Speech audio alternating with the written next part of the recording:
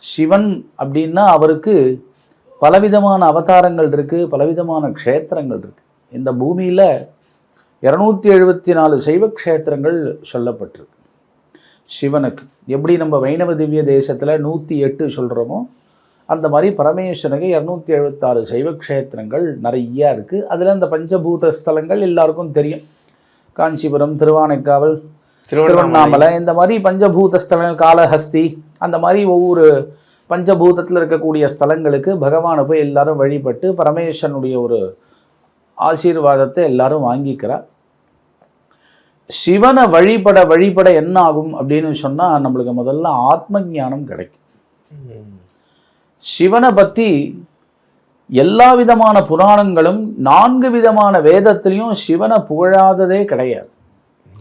அதில் இந்த யஜுர்வேதத்தில் ஸ்ரீருத்ரம் அப்படின்னு ஒரு சாப்டர் இருக்குது.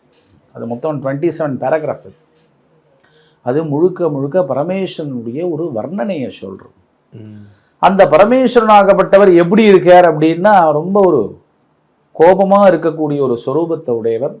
அவரை போய் ஸ்தோத்திரம் பண்ணினா அந்த கோபமாகப்பட்டது உடனே மறைஞ்சு போய் உடனே சந்தோஷத்தை அடைஞ்சிருவார். அதனால தான் பரமேஸ்வரனுக்கு ஆசிதோஷி அப்படின்னு ஒரு பெயர் உண்டு. கோபம் உடனே வரும். அந்த கோபமாகப்பட்டது ஸ்தோத்திரம் பண்ண உடனே அந்த கோபமாக மறந்து போய் உடனே அவர் சந்தோஷப்படுவார் அப்படின்னு சிவனுடைய மகாத்மியத்தில் ரொம்ப உயர்வாக சொல்லப்பட்டிருக்கு.